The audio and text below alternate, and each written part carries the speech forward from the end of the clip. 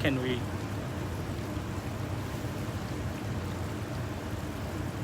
This is a good background. It's very nice, This, right? this is very good. This is very nice. Assalamu alaikum. Ladies and gentlemen, প্রোগ্রামটা হবে বাংলাতে, ওকে sorry ইংলিশে, যেহেতু আমরা US election এবং France নিয়ে এবং আমার my friend he doesn't understand Bangla obviously he can't even speak, so that's why ladies and gentlemen, good afternoon, welcome to this program. We're going to talk about US election because this is the last weekend that we can actually meet before election. Next, the election weekend will be actually the further away, right? Yes. After the election, the next weekend we get off. Both we can. Yes. As you know that we work every other weekend means this is our weekend. We have to work. Next weekend we don't have to work. So I have my friends, and you might have seen him on many occasions that we talked about many policies, international policies. I'm not sure that you guys hear. Do you hear us properly? Just let us know. We're going to talk about U.S. election, and as you know that Edward, my friend Edward, he's a conservative American and a Republican and a real President Trump supporter. So we might have, to be honest, a disagreement on many things, Yeah. but we can talk about this election process, particularly election. Okay, so Edward, welcome to this program. Tell me about what do you see for upcoming election for President Trump? What is how perspective the result could be for President Trump? I think that there is a pent-up frustration in the American population like you will not believe. I think there's going to be a red wave of unprecedented proportions. There is a secret minority that is going to shift. Come closer. Yeah. That is going to shift the voting elections. People are tired of rioting, looting. They're tired of being told what to do, how to do it. People were meant to be free. Donald Trump, you might not agree with his personality, and that's okay. But what you have to agree with, look at his policy, what your future of America wanted to be. Under the Biden administration, it's going to be medical tyranny. It's going to basically be socialism, communism, job losses, massive restrictions. It's going to be America will be turned into the new Soviet Union. You think that if President Donald Trump, being re-elected, America will be another Soviet Union? Absolutely. What is the logic on that? Well, what's the logic? We have Bolsheviks, communists running the country like Nancy Pelosi, crying Chuck Schumer. These are all Democrat socialists. All countries that were communist started as Democrat socialist countries. Socialism is the road to communism. And that's what we have to understand. Where did you get this term, socialist? I mean, are they registered as a socialist? Or No, their no. policy, you're talking about because the policy is a mass policy to the American people, particularly for all people, or President America, they've been taken into consideration that he's for a rich president for a rich people. How are you going to differ with me? Well, he has different parties that he has to appease, right? The rich population is one of them. Democrats have a rich population also. They have the pharmaceutical industry. They have all these industries where the Democrats are slaves to, right? So we can't just isolate Trump as being big corporations. Amazon hasn't paid the taxes in billions of dollars in revenue. Google has never paid taxes. It all shifts. Everything is going to shift. The middle class will be destroyed, absolutely destroyed. There's only going to be mass poverty and mass wealth in America. So, despite of having almost 200,000 people died of coronavirus because they blamed him for his failure to tackle this or manage coronavirus crisis, and still you want people to vote for President Donald Trump? Well, look, the 200,000 number is debatable. To be honest with you, there are special interests. We know that all the news is controlled by 5 corporations, right? Now, we know that the news is being controlled, we have special interests like the pharmaceutical company wanted to basically put forced vaccinations. So is it his fault? In the beginning, Nancy Pelosi wanted everybody to go to Chinatown and eat dim sum with the Chinese people saying there is no threat. Dr. Fauci said don't wear masks. Joe Biden says it's not a threat. So actually Donald Trump was the first person to shut the airlines down. Uh-huh. He was the first person to Yes. shut the American border. The right? border, He the said border, that. the airlines, and so. But the ultimate thing is. So why do all the scientists of American great scientists that they got a reputation across the world differ with President Trump? Well, Why? we have to understand that Dr. Fauci controls all the funding grants for all the universities. So if they don't agree with Dr. Fauci and Bill Gates' corporate interests, they do not get the money. Dr. Fauci will make a phone call to anywhere in the United States, globally, loud. And globally, and he will fire anybody. He controls the purse strings of American grants in this country. He is actually more powerful. Dr. Fauci is more powerful than the president. In terms of his position? Influence. Okay.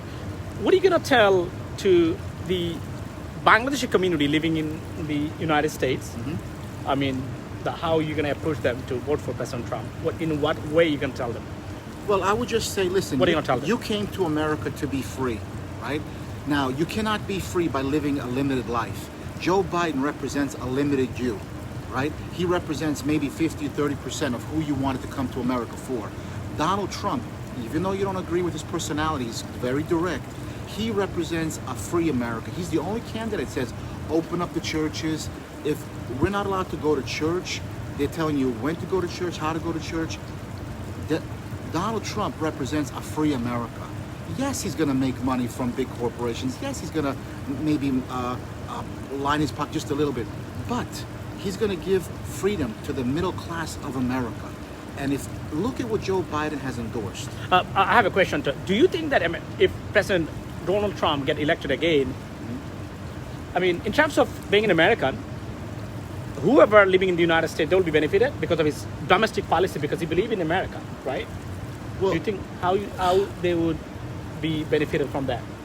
Well, the problem with each state is basically sovereign. It's a 14th Amendment. But over federal government policy, yeah. But the federal government influences state policy by the power of the purse, right?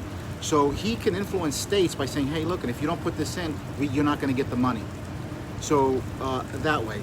So, and he could remove the funding through the power of the purse. Uh-huh. They can influence it in a more positive way. Uh-huh. Okay, now moving on to the international issue. Edward, I know you are very sensible and logical at the same time. You're a very religious guy. I want to ask you about France. You heard about that, what's going on in France. That's right. Tell me your take on that. Well, I mean, I have a question. Give me a specific. Free speech. Give me a specific incident. Is this free speech? A religious leader, spiritual leader, being widely respected by almost across the board.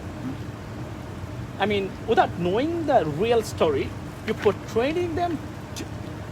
Aren't you creating or inciting violence in the name of free speech? What does it mean that? Is it portraying Prophet Muhammad sallallahu alaihi wasallam? Right. And is that a free speech?